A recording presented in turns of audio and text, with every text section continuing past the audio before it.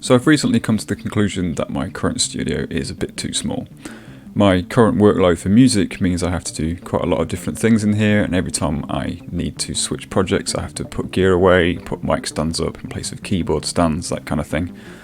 So I've decided that I'm going to move my studio out to my cabin, which is outside, just in the back garden. It's going to give me a lot more room to do experiments and tutorial videos, but also I'm planning on teaching in there. Either face-to-face lessons or online Zoom calls and that kind of thing to teach synthesis. So I had a few different studios over the years. My first studio was on the landing of my parents' house in a dormer window, and then shifted to a place of my own and had sort of half a bedroom. And then we moved back to Wrangle, where I used to live, to my parents' house because my dad had a heart attack, so I went back onto the landing again. And then we moved to a place called Merrimley Fen, so I had quite a large studio room. Hello, cat.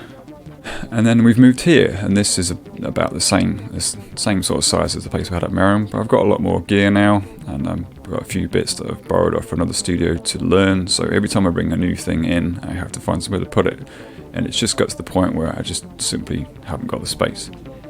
So here's my plan for the new room. It's a big open space, which is represented by the grey outline.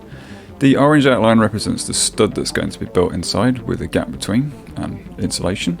There will then be a utility area with an extra stud wall to contain stuff that I don't really want in the studio space. Then, as you can see, my desk is going to be in the middle at the end with my current shelving units either side of it, and a larger jamming workbench off to one side. And I've got a bit of a worktop in there already, which I used to solder on, which I'm going to put back. And just to show what the comparative size of the room is like compared to my current studio, this green section on the diagram represents that. So I've got more than double the amount of space, I think, by the time I've got it all sorted out. So this is the space I'm going to convert. This is my cabin. As you can see, it's a bit of a state at the moment. So there's a bit of junk in here still. But it's just a big open 5-metre square with a wood burner in the corner for heating.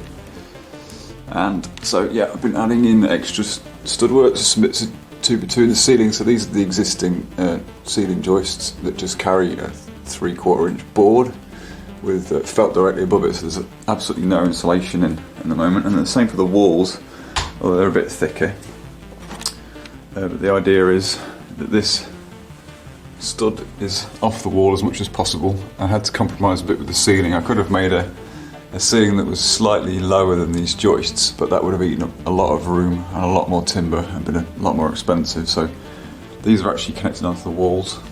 But when it comes to the stud that's going to be in front of it, that will be stood here and there'll be a space behind. So the idea is that the walls don't connect to the outside walls, which is good for thermal and acoustic isolation. So yeah, there's lots more to do.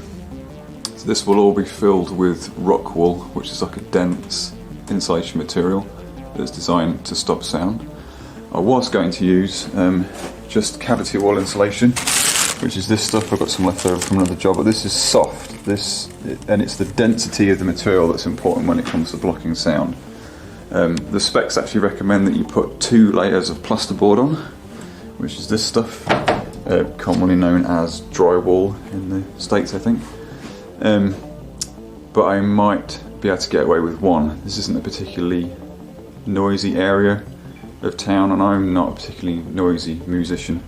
So I'm going to see what it's like after 1 layer of plasterboard, but I might just double up. They're not hideously expensive. Although the wood was, and so was the rock wool. So we'll just have to see what my budget's like. I'll go and show you all the stud that I've got piled up outside. So that's this here. This all came in these lengths, 4.8s. As you can see, not so much that on, but there's a hell of a lot of bow in these existing ceiling joists. So every single one of these pieces had to be cut exactly to the right length, which took ages. Hopefully the walls aren't going to be quite so difficult. It's just going to be sole plate and some uprights, so they don't need to be millimetre accurate. They just need to be inside what I've already made. So I'm just going to show you that timber that I got outside. Let's have a little storage area attached here. So that's on my 2x3, this is for the stud work. So the same lengths again. So there's a great big pack of it there. That's to build the walls.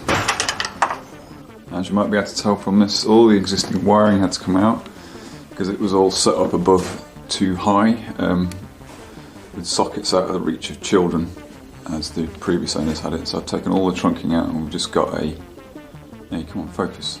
There we go. Just got a distribution unit here with a single ring for sockets and one for lights.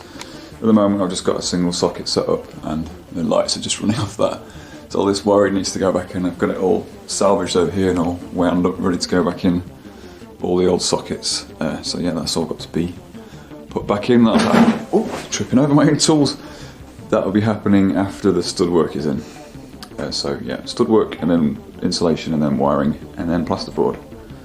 And then there's going to be a partition wall in from about here somewhere, because I have to share it with dryer and a fridge. But that's quite useful because that'll create an extra barrier from the door, which is single glazed. So this is just a single thickness of glass and it's not particularly well fitting, but I don't really fancy replacing it.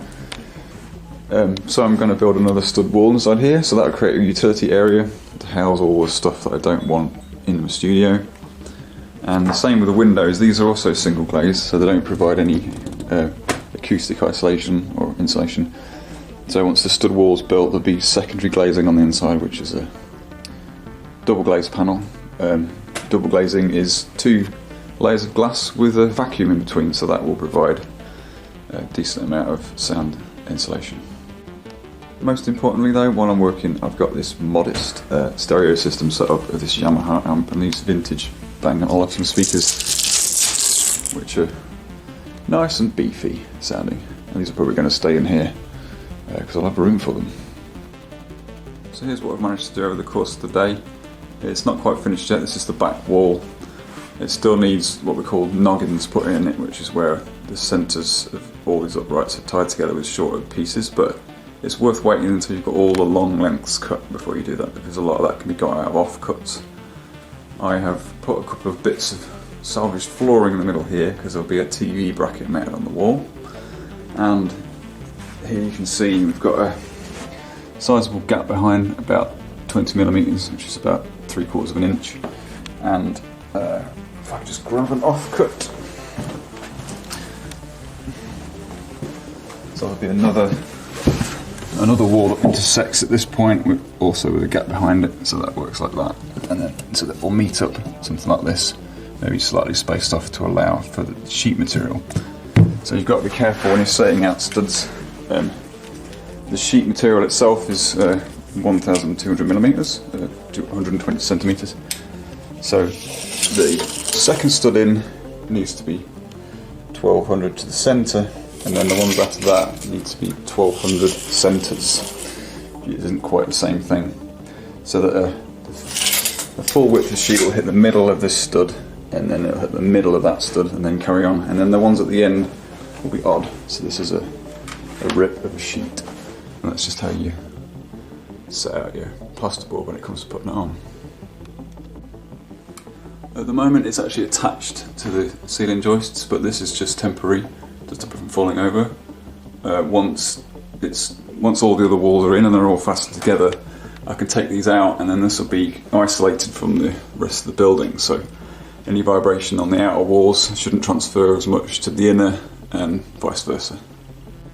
So at the moment it's just sat straight on the carpet, and there may be a chance I'll be able to lift these walls up and put some neoprene rubber underneath it, which is like an acoustic rubber. I know a guy who runs a studio locally that says he might have some spare from when he built his, but so that would be nice, but it's not the end of the world if I don't manage to do that, because I don't think there'll be that much vibration coming up from this floor, because underneath here there's chipboard flooring and battens, and then a solid slab, as far as I can tell. It's at least a slab, or maybe just a footing all the way around. I've also added some extra structural timber into the roof that wasn't here this morning. These new sections will carry the end of the sheets as they go up, and then they'll sort of meet in the middle, and I'll probably have to put a cover piece over to attach the light fittings to. So I really hope you found that information helpful. I will keep making these videos as I build the studio and show it at the end when it's all finished.